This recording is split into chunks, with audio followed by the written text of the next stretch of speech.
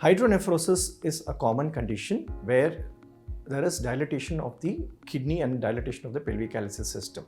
This is the commonest anomaly which can be picked up on the antenatal ultrasound during pregnancy. Surprisingly, 50% of these children at birth are found to be normal, whereas 50% of these children could be having a significant cause. So previously, before 20-30 years, most of these children were only picked up when they became symptomatic. In the sense that when they developed an infection or they developed an abdominal swelling, or the child had a decrease in urinary function with a lot of pus accumulating in the urine. Thanks to the advances of ultrasound, we are now able to pick up this condition during pregnancy, and now it is the commonest modality by which this condition is diagnosed. An antenatal diagnosis of a kidney swelling, that is hydronephrosis, is the commonest modality by which this condition is diagnosed. So not all these children require an intervention, but then once a diagnosis is made known to us, we should intervene at a time before it can damage the kidney.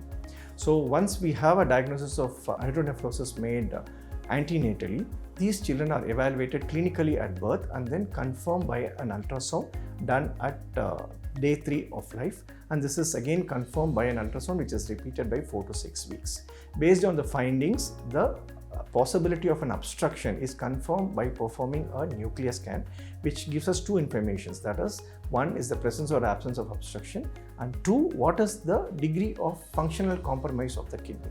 So based on this information, whether the obstruction is unilateral or bilateral, and is obstruction severe or significant, and is there a drop in the functioning status of the kidney, a decision is made either to conserve and wait and watch, or to operate and intervene so as to reduce the chances of further damage to the kidney after the baby is born.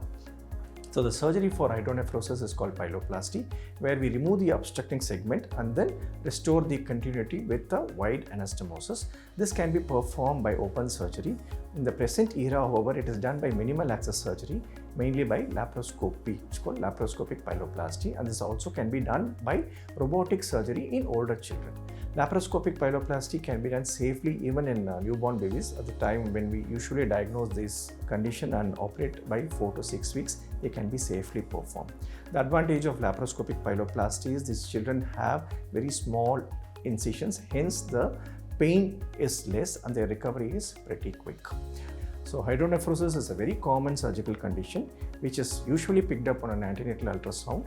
The diagnosis is confirmed by postnatal evaluation, and if required, a surgical intervention can be done safely in these children by minimal access surgery.